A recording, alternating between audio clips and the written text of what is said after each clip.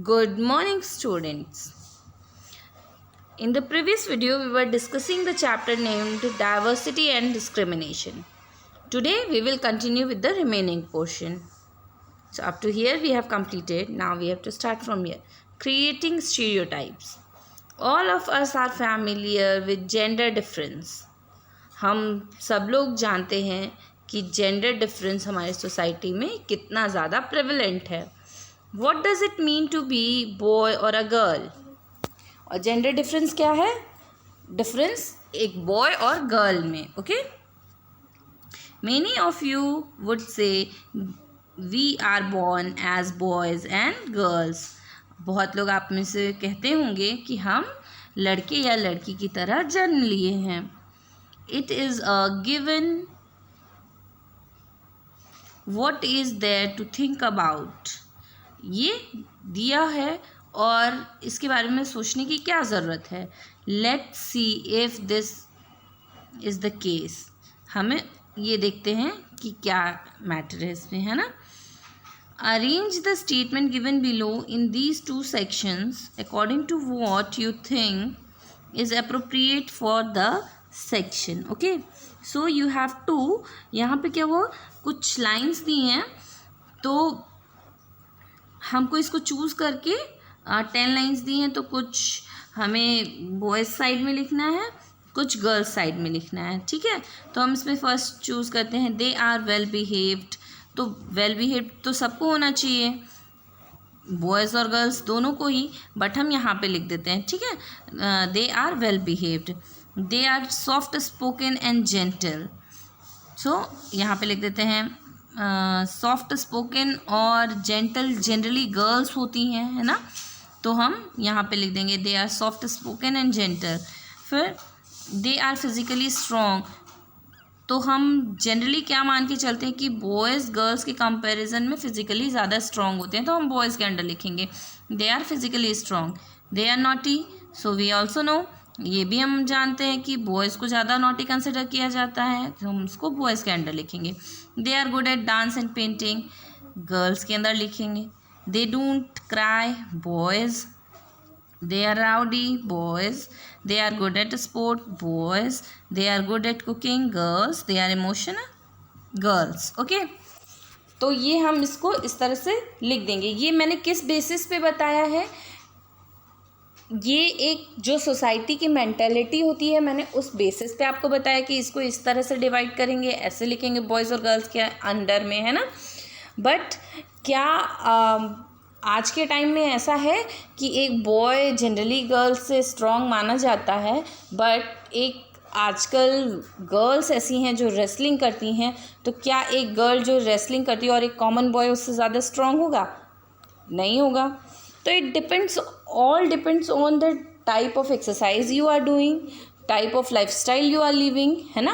तो ये सारी चीज़ें किस पे डिपेंड करती हैं कि आप किस तरह से रह रहे हैं, आपकी लाइफस्टाइल क्या है ना. तो जो भी सोच धारणा पहले से बनी हुई है वो ज़रूरी नहीं कि हर किसी के बारे में सही हो.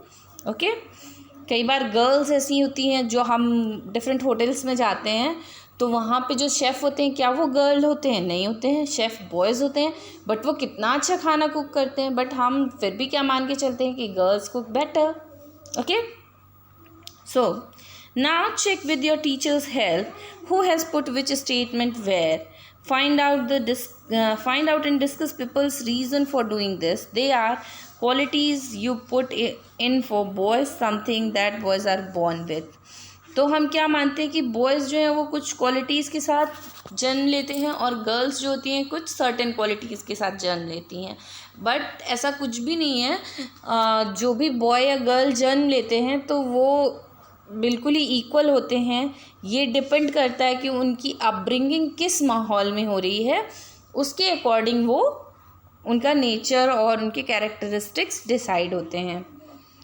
If we take the statement they don't cry, अगर हम ये स्टेटमेंट ले लें दे डोंट क्राई कि वो रोते नहीं, you will see that this is quality that is generally associated with boys and man. और आप देखेंगे कि ये क्वालिटी जनरली किससे एसोसिएट की जाती है? बॉयज़ और मेंस से. As babies or children, when boys fall and hurt themselves, their parents and other family members often console them by saying, "Don't cry, you are a boy. Boys are brave." Okay? तो जब भी क्या होता है कि जब बच्चे होते हैं, बेबीज़, जो छोटे बेबीज़ होते हैं बॉय, तो वो अगर गिर जाते हैं, उन्हें चोट लग जाती है, तो पेरेंट्स उन्हें कैसे चुप कराते हैं कि तुम लड़के हो, तुम मत रो। बॉयज़ जो होते हैं वो स्ट्रॉन्ग होते हैं, बॉयज़ नहीं रोते हैं। As children grow up they start believing that boys do not cry. और क्योंकि उन्हें ये कह के बड़ा किया जा रहा है, तो वो इस बात को यकीन मान लेते हैं कि बॉयज़ नहीं रोते हैं। Okay? So that even if a boy feels like crying, he stops himself from doing so. और कभी अगर किसी लड़के को लगता है कि उसे रोना है, लेकिन वो फिर भी नहीं रोता, क्योंकि उसके मन में ये बैठा दिया गया है कि boys don't cry. He also believes that crying is a sign of weakness. और वो क्या बिलीव करता है कि रोना कमज़ोरी की निशानी है. So even though both boys and girls sometimes want to cry, especially if they are angry or in next page or in pain. Okay? तो गर्ल्स हों या बॉयज़ हों, जब वो गुस्से में होते हैं या दर्द में होते हैं तो वो रोना चाहते हैं, बट वो क्यों नहीं रो पाते बॉयज़? क्योंकि उनके माइंड सेटअप ऐसे अब उनकी अपब्रिंगिंग के टाइम पे उनके माइंड सेटअप ऐसे कर दिए जाते हैं कि boys do not cry. Okay? So before we see this page, we have page number 16. इसमें क्या है हम देखते हैं. People say all sort of things. Okay? लोग हर तरह की बात कहते हैं. You look so different. Is her mind okay? The children you see in the illustration here were seen as disabled. This term has been changed. Now the term used is children with special need. Okay? यहाँ पे आप जिन बच्चों को देख रहे हैं उन्हें disable दिखाया गया है, बट इस टर्म को प्रेजेंट टाइम में चेंज कर दिया गया है, और इस टर्म को क्या, डिसेबल्ड टर्म की जगह हम क्या टर्म यूज़ करते हैं? Children with special needs. Okay? Common stereotypes about them are given in large letters. Common stereotypes जो होते हैं वो बोल्ड लेटर्स में लिखे हुए हैं. सो क्या होता है,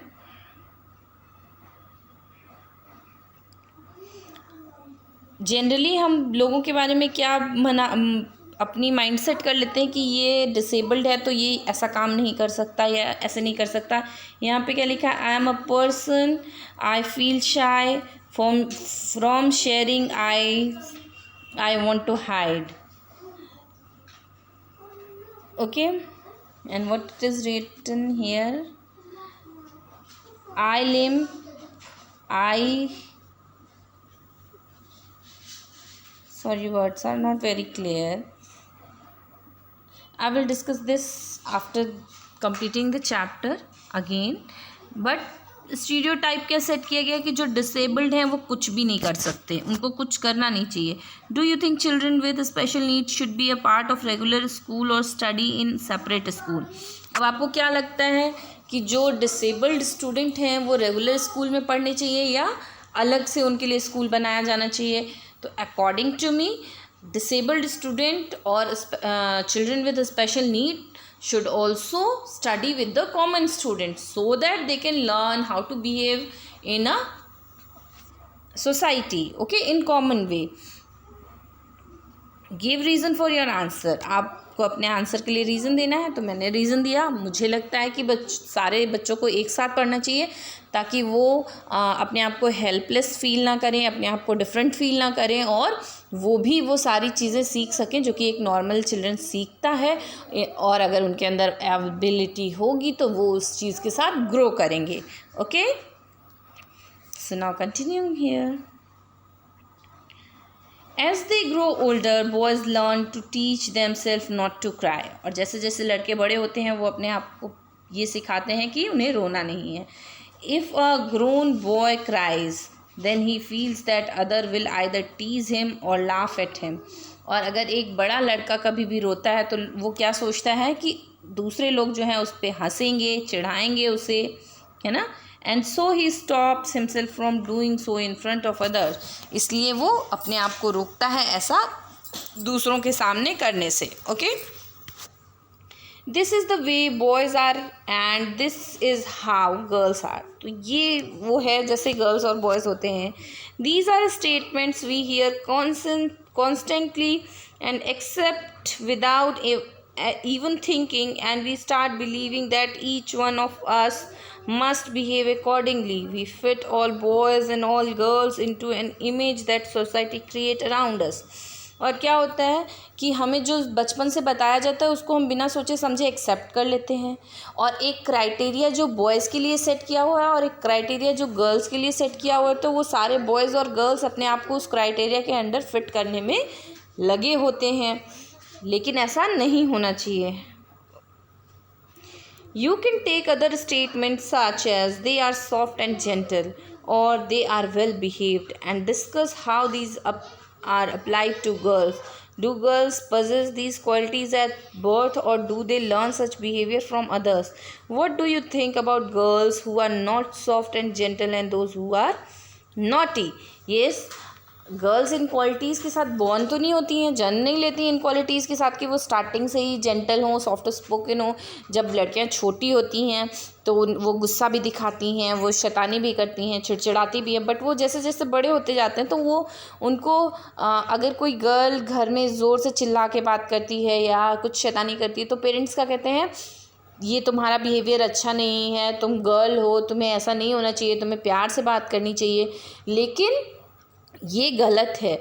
हमें अगर हमारे घर में गर्ल और बॉय हैं, छोटे बच्चे हैं, तो हमें कभी भी उनको ये नहीं कहना चाहिए तुम ऐसा कर सकते हो, तुम ऐसा नहीं कर सकते हो। हमें दोनों को सेम चीज़ें सिखानी चाहिए कि a boy should also be a soft spoken and girl should also be a soft spoken. Boy should not be naughty, girl should also not be naughty. Okay, so we have to teach the same things to boys and girls, but we don't.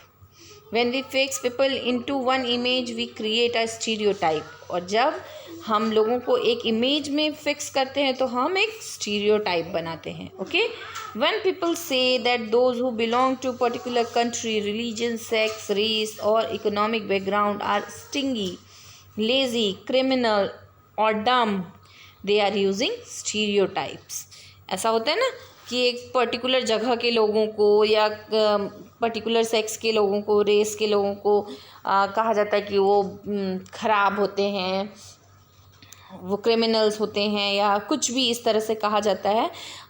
Few years back एक incident हुआ था महाराष्ट्र में कि वहाँ से UP और बिहार के लोगों को भगाया जाने लगा था, ये कह के कि ये बिहारीज़ और जो यूपी के लोग होते हैं ये क्रिमिनल्स होते हैं और ये आकर के महाराष्ट्र में क्राइम फैला रहे हैं, तो इनको यहाँ से हटाया जाए, है ना।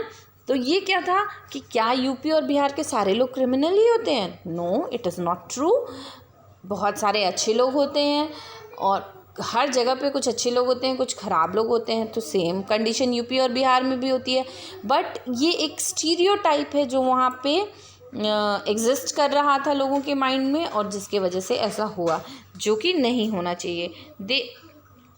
There are stingy and generous people everywhere, in every group, whether rich or every country, in every religion, in every people group, where rich or poor, male or female. And just because some people are like that, it is not fair to think that everyone will be the same. तो जैसा मैंने बताया कि हर group में, हर religion में, हर जगह में इस तरह के लोग होते हैं जो थोड़े से अलग माइंडेड होते हैं, उनका माइंड नेगेटिविटी ज़्यादा रखता है। तो ऐसे लोगों को हम कुछ लोगों की वजह से उन सारे लोगों के बारे में हम एक तरह की माइंडसेट नहीं बना सकते कि वो सारे इसी तरह होते हैं। Stereotypes stop us from looking at each person as a unique individual or his or her own special qualities and skill that are different from others. और जो इस स्टीरियोटाइप होता है इसकी वजह से हम क्या करते हैं, हर पर्सन को एक ही तरीके से देखने लगते हैं, हम उनके इंडिविजुअल डिफरेंस को नहीं समझते। हम ये नहीं समझते कि हर इंसान अपने आप में अलग है, वो यूनिक है ना, और उसकी सबकी अपनी अपनी कुछ स्पेशल क्वालिटीज़ होती हैं, अपनी स्किल्स होती हैं जो कि एक दूसरे से डिफरेंट होती हैं। They fit large number of people into only one pattern or type. Stereotypes affect all of us. They prevent us from doing certain things that we might otherwise be good at.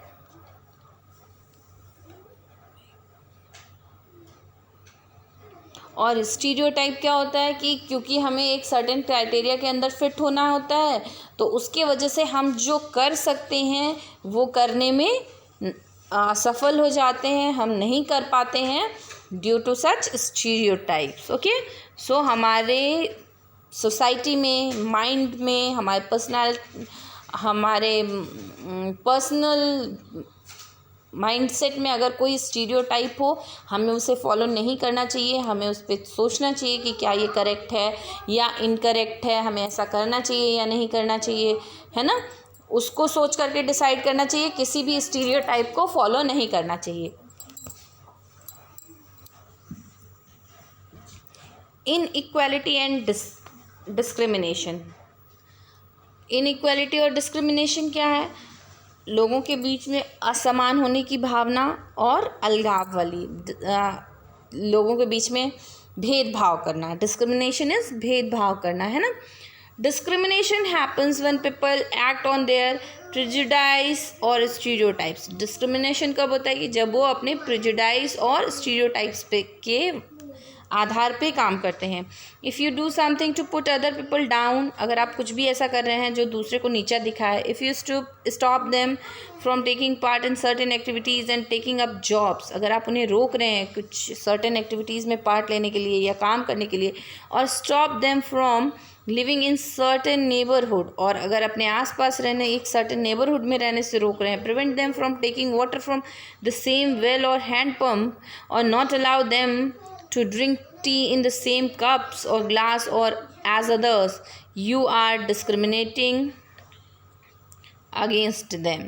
तो अगर आप कुछ भी ऐसा कर रहे हैं, same कुएं से पानी, सेम कुएं से या हैंडपम्प से पानी लेने से रोक रहे हैं, सेम कप में आप चाय नहीं दे रहे हैं या चाय नहीं पीते हैं, सेम ग्लासेस नहीं शेयर करते हैं। शेयरिंग डजेंट मीन कि जूठे ग्लास में पीना, बट कहीं कहीं पे ऐसा होता है कि हम डिस्क्रिमिनेशन वाली फीलिंग की वजह से क्या होता है कि कोई सर्टेन कास्ट या क्रीड का कोई व्यक्ति आता है तो हम उसके लिए अलग से कप रखते हैं, फिर वो उसको धो करके अलग ही रख देंगे, उसको हम अपने लिए यूज़ नहीं करते।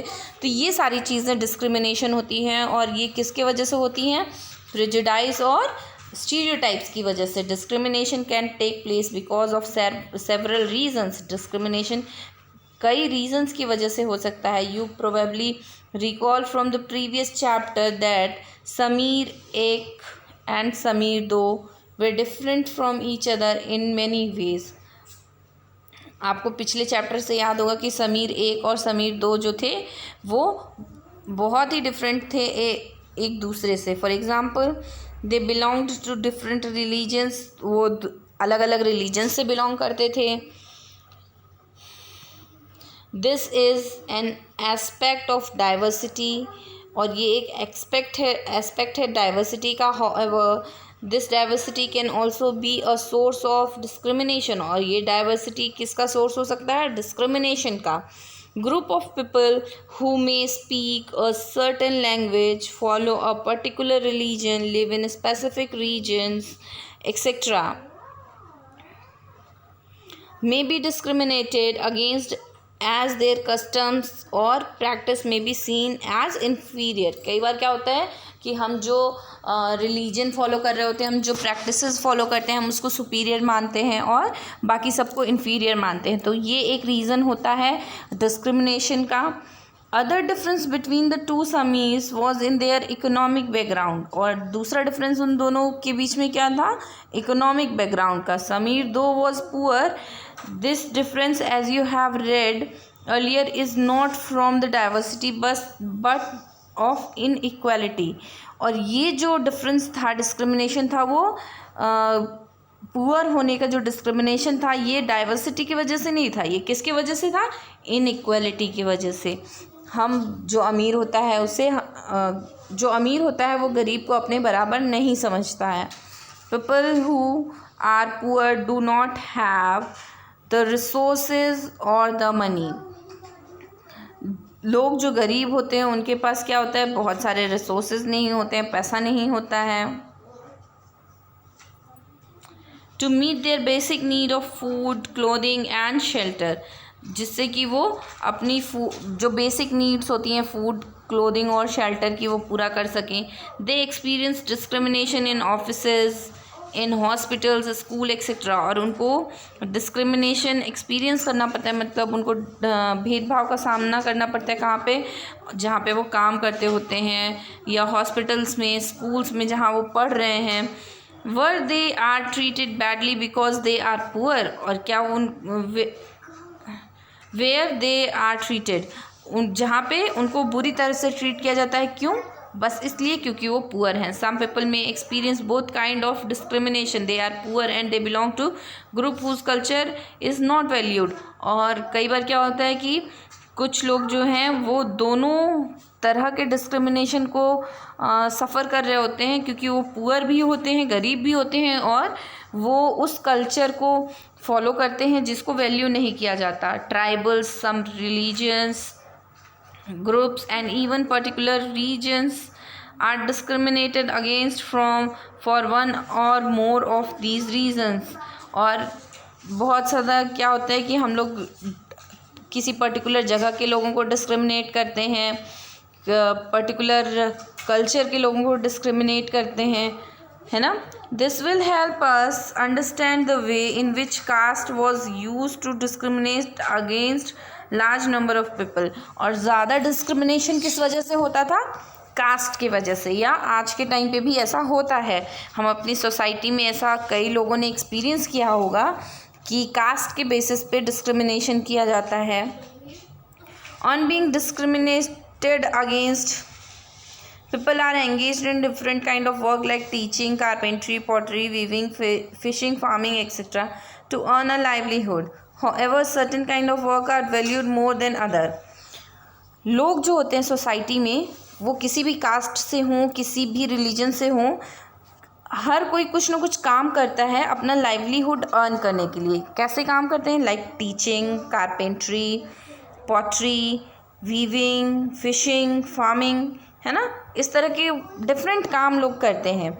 लेकिन क्या होता है कि हमारी सोसाइटी के अंदर कुछ काम है उनको बहुत वैल्यू किया जाता है, और कुछ होते हैं उनको हम बिल्कुल भी वैल्यू नहीं करते। Activities like cleaning, washing, cutting hair, picking garbage are seen as task that are of less value. और कुछ काम जिन्हें हम वैल्यू नहीं, कि हमारी सोसाइटी में नहीं किया जाता, वो क्या होता है? सफाई करना, वो कपड़े धुलना, लाइक धोबी जो होते हैं उनको हम रिस्पेक्ट नहीं करते, जो रोड वगैरह पे झाड़ू लगाते हैं उनको हम नहीं रिस्पेक्ट करते, बार्बर जो कचरा बीनते हैं उनको हमें क्या लगता है कि ये सारे काम जो होते हैं ना वो बहुत छोटे हैं, उनकी कोई वैल्यू नहीं होती है। And people who do this work are seen as dirty and impure, और ऐसे लोगों को ऐसा समझा जाता है कि ये डर्टी हैं और अशुद्ध हैं। This belief is an important aspect of caste system, और ये बिलीफ जो है वो एक इम्पॉर्टेंट आस्पेक्ट है किसका? कास्ट सिस्टम का। In the caste system, communities, group of people were placed in a sort of ladder where each caste was either above or below the other।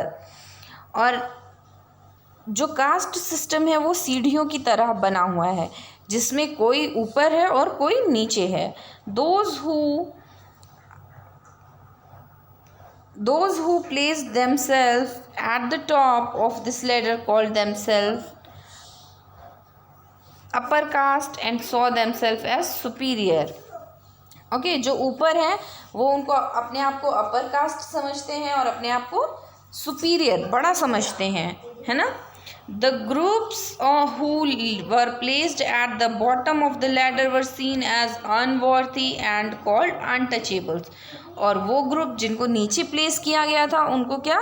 उनको बिल्कुल भी बेकार समझा जाता था और अनटचेबल्स कंसिडर किया जाता था, उनको छूना मना होता था, उनको छूते नहीं थे लोग। कास्ट ऐसा माना जाता था कि अनटचेबल्स को छू लेने से वो अशुद्ध हो जाते थे, फिर लोग जाके नहाते थे अपने घर पे, फिर वो शुद्ध होते थे। Caste rules were set which did not allow the so called untouchables to take on work other than what they were meant to do. और कास्ट रूल सेट किया गया था जो अनटचेबल्स का था, तो उनके लिए क्या था कि वो सिर्फ वही काम कर सकते हैं जो उन्हें असाइंड है कास्ट सिस्टम में, उसके अलावा वो कुछ नहीं कर सकते। For example, some groups were forced to pick garbage and remove dead animals from the village. कुछ लोगों को सिर्फ एक यही काम मिलता था कास्ट सिस्टम के अकॉर्डिंग कि वो कचरा बीने और डेड एनिमल्स को गांव से खींच के ले जाके बाहर फेंकें। But they were not allowed to enter the homes of upper caste और take water from the village well. और उनको बिल्कुल भी परमिशन नहीं थी कि वो अपर कास्ट के लोगों के घर में जा सकें और गांव के कुएं से पानी ले सकें। और इवन एंटर टेम्पल्स, और उनको मंदिरों के अंदर भी नहीं आने दिया जाता था। Their children could not sit next to children of other caste in school. उनके बच्चे जो हैं वो अदर कास्ट के बच्चों के साथ नहीं बैठ सकते थे। दस upper caste acted in ways which did not give so called untouchables the same right as they enjoyed। और इस वजह से, इस कास्ट सिस्टम की वजह से अनटचेबल्स वो सारे राइट्स एंजॉय नहीं कर पाते थे जो कि बाकी लोग करते थे। What is the difference between discrimination and stereotypes?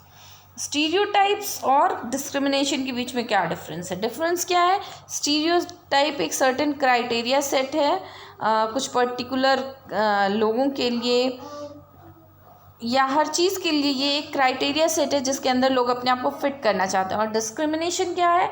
Discrimination भेदभाव है, डिफरेंस है लोगों के बीच में, है ना।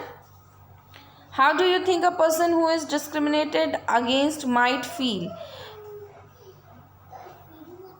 ऑब्वियस है कि जिनको दूसरों से डिस्क्रिमिनेट किया जाता है उन्हें अच्छा फील नहीं होता होगा, उन्हें बहुत ही बुरा लगता होगा। Doctor Bhimrao Ambedkar, one of the greatest leader of India.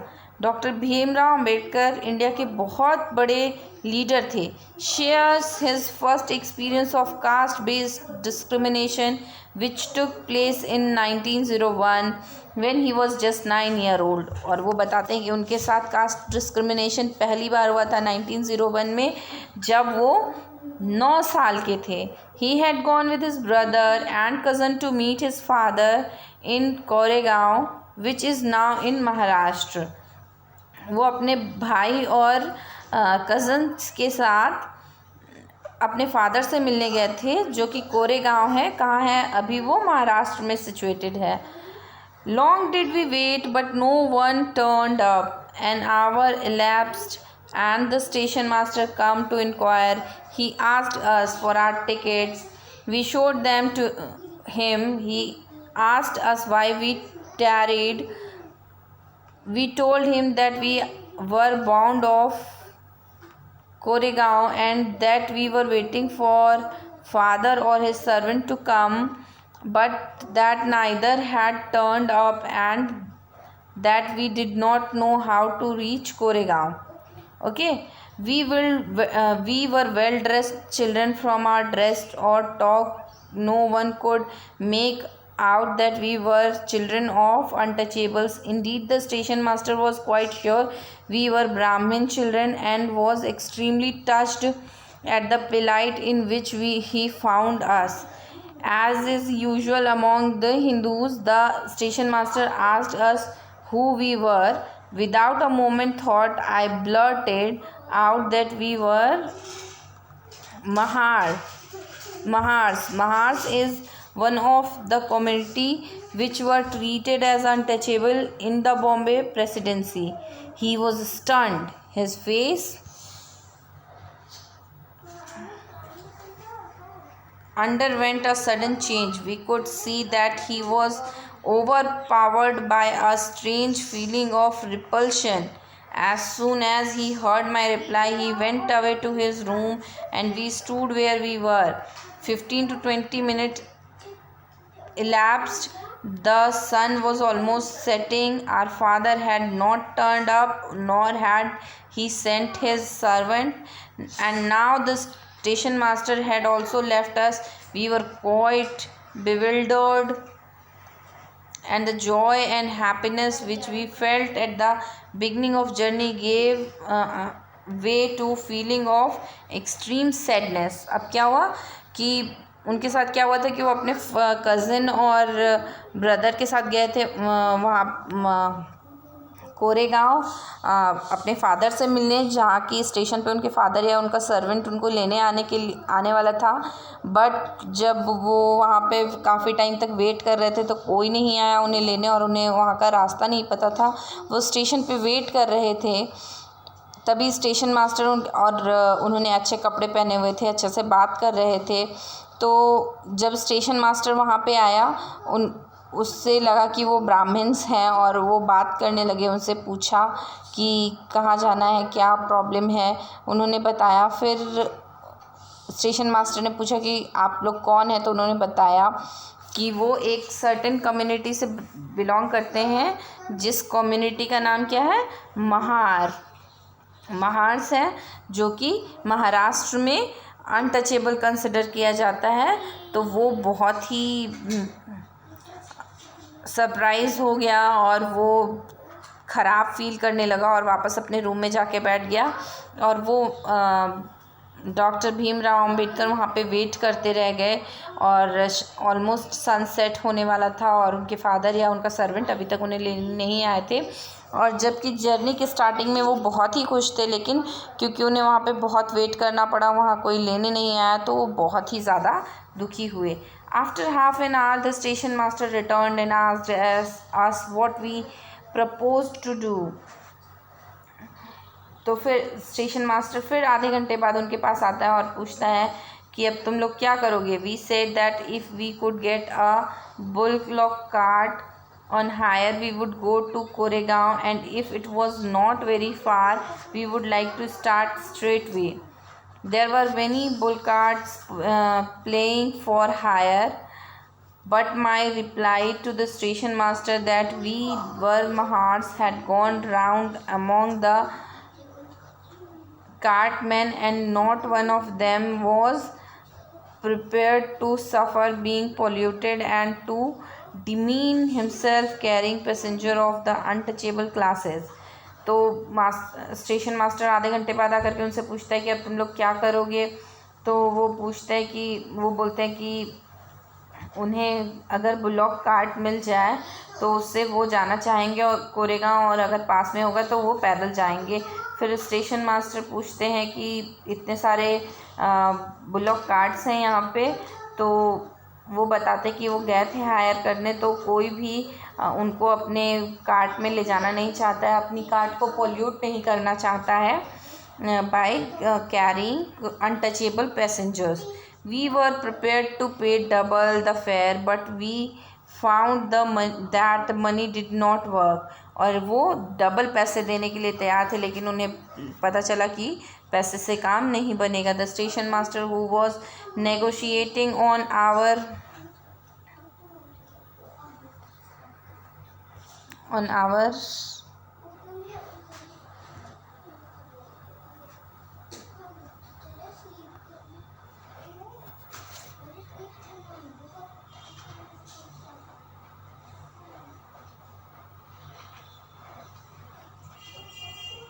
on our behalf stood silent, not knowing what to do. जो उनके बिहाफ पे नेगोशिएट कर रहे थे, बात कर रहे थे, अब उनको पता नहीं था कि अब क्या किया जाए। Okay. Doctor Bhimrao Ambedkar was born in 1891. He died in 1956. Is considered the father of the Indian Constitution and is also the best known leader of the Dalits. Bhimrao Ambedkar को फादर ऑफ कॉन्स्टिट्यूशन कहा जाता है, इंडियन कॉन्स्टिट्यूशन कहा जाता है, और वो दलित्स के बहुत ही वेल नोन लीडर थे। Doctor Ambedkar fought for the rights of Dalit community. Doctor Ambedkar Dalit community के हक के लिए लड़े थे। He was born into the Mahar caste, उनका जन्म महार कास्ट में हुआ था, विच वॉज कंसिडर्ड अनटचेबल, जिसे अनटचेबल कंसिडर किया जाता था। The Mahars were poor, owned no land, and children born to them also had to do the work their parents did. Mahars जो होते थे वो पुअर होते थे, गरीब होते थे, उनके पास ज़मीन नहीं होती थी, और उनके जो बच्चे होते थे उनको भी वही काम करना होता था जो उनके पेरेंट्स करते थे। They lived in spaces outside the main village and were not allowed into the villages. उनको गांव के आसपास की जगह, खाली जगह में रहना होता था, उनको गांव के अंदर आने की परमिशन नहीं थी। Okay student, hope this much is enough for today. We will continue the remaining portion in the next video. Thank you and have a good day.